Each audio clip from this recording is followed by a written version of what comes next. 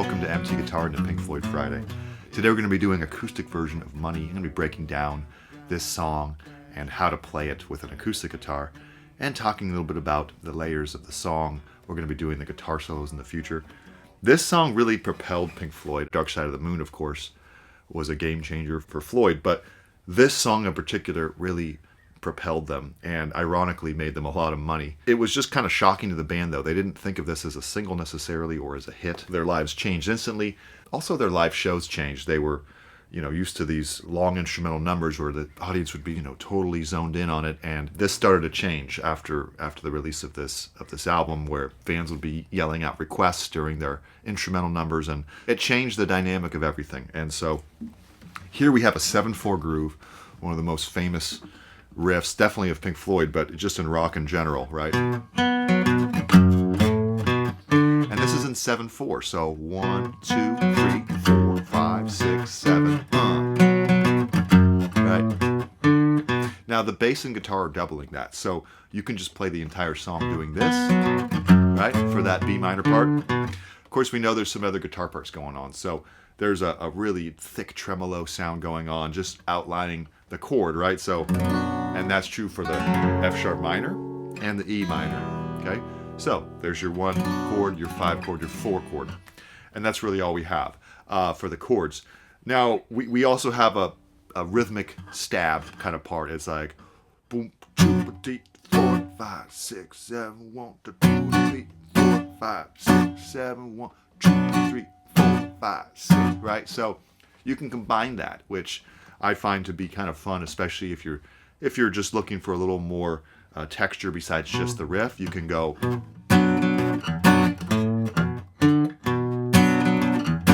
right? And adds a little bit of difficulty, but it's kind of really nice to have that rhythmic drive as you're playing the riff, because one or the other just in isolation might be a little bit leaving something to be desired, right? So if you're playing this solo with acoustic, you can try to combine that. I'll throw that arrangement up of both parts combined on the Patreon, as well as each in isolation, so you can pick your part. We'll do the solos at a different time, and yeah, this is just one of those songs that's just so fun to play. David Gilmour's vocals on this are just amazing. Just a nice B minor bluesy song. Of course, for the first solo, it's Dick Perry on saxophone, just legendary solo. For the guitar solo, they go into 4/4. 1, 2, 3, 4, right? So we'll talk about that later. I'm losing my voice, so let's go ahead, zoom in and learn this. All right, so first thing is first, just start with the riff. You can play the entire song just with this riff. We'll talk about some rhythm aspects as we go here. Notice a slight bend. You can hear Gilmour bending this, and this is also played on the bass, of course. So you got the guitar and bass doing the same thing here. We're gonna do 2nd fret, 5th string. This is a B, and then an octave of a B. Okay, that's 4th fret, 3rd string. Then 4th fret, 4th string. So you're outlining a B5, a B power chord here. So root, root, 5th, root. Okay? Boom, boom, boom, boom. Okay? I'm going to keep these B notes kind of shorter. Right? So now we go to 2nd fret, 6th string. Slight bend on that 5th fret. So 2nd fret, 5th fret. Back to 5th string, 2nd fret. 5th fret, slight bend. And then we're done. So that would be 1, 2, 3, 4, 5, 6, 7, and then back to 1. Notice that everything's a quarter note except for the second beat here, which we do 1, 2, and 3, 4, 5, 6, 7, 1, 2, 3. All right, so those are 8th notes there. The rest are just quarter notes. So that's the groove. We're going to do this nice and slow. 3, 4, oh.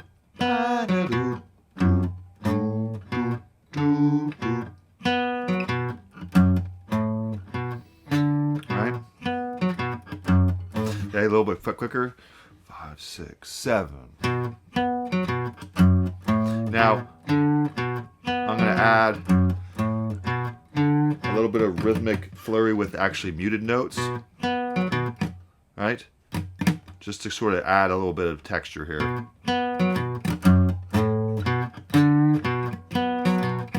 So that's not necessary, especially if you're just learning the riff. But as you get the riff going, that's just bare bones the riff, but you can add these rhythmic muted effects here. Doesn't necessarily make it better, but adds a little bit of rhythm. Okay. Now, let's do this part.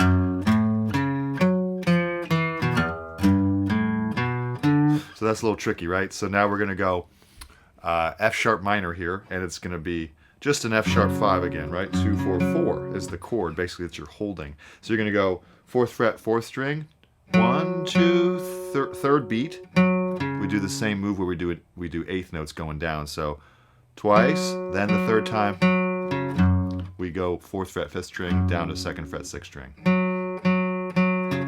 Now 5th fret, so F sharp minor, right? Back to 4th fret, 5th string. Now 4th fret, 4th string, 3rd fret, walk down to the E minor. Now the same move on the E minor, 2nd, 2nd, O. Starts with the 8th notes, right? Da, da, da. 3rd fret, O, 2, 5, done. So let's run that again from the F sharp minor. Here we go.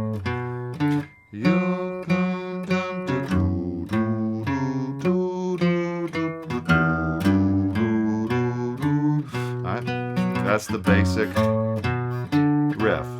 It's actually not so basic, it's complex with the 7/4. All right, so as we're singing, the riff changes from the intro a little bit. So it goes actually boom, normal.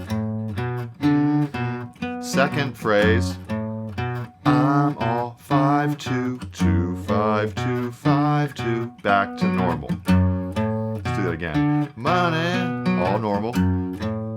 Dave 2, here we go. 5, 2, 5, 2, 2, 5, 2, 5, 2, 4, 4, 2. Right? Okay. Now we can add strums.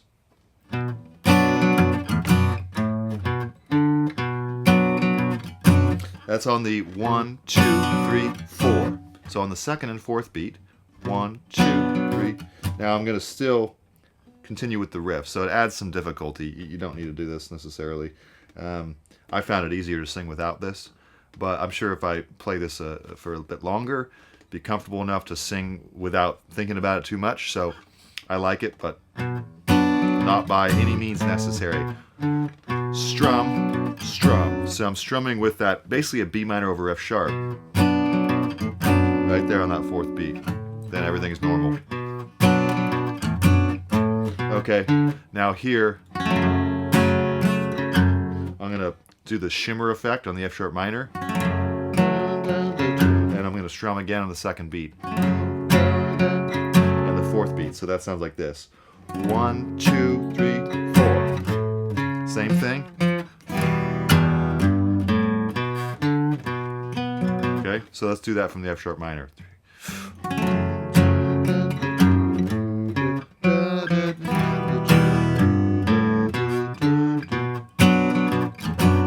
Pretty sweet.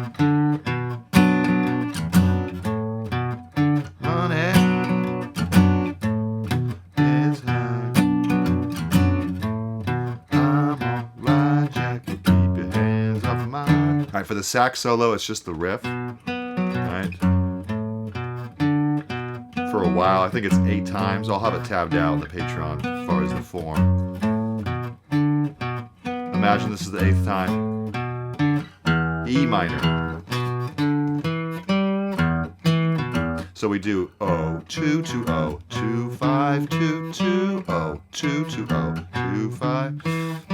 Right, and then it goes at some point back to B minor. So that's for the sax solo. And then for the guitar solo, it goes 2, 5, 4, 3, 2. And we'll break down the form when we do the solos later. So that does it. It's a B minor blues, right? So you got your 5 chord, 4 chord, that's your turnaround back to the 1. Just a nice minor blues. Not too difficult except for the time signature, and the riff can be a bit tricky. You're welcome to just strum this song. Except it doesn't quite sound right? I mean, it's better to probably try the riff, I think, if you're going to capture the essence of the song. there you go. Enjoy, and we'll see you next time. Thanks. Bye.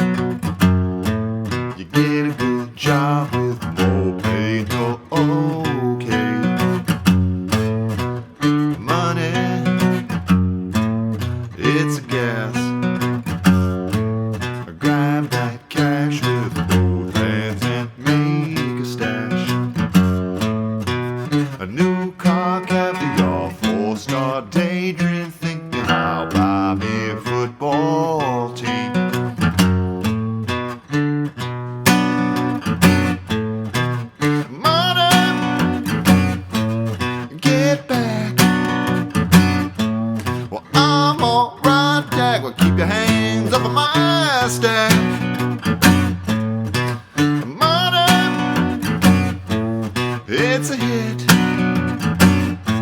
but don't give me that do-goody-goody bullshit. I'm in the high fidelity first class traveling set, and I think I need a Learjet.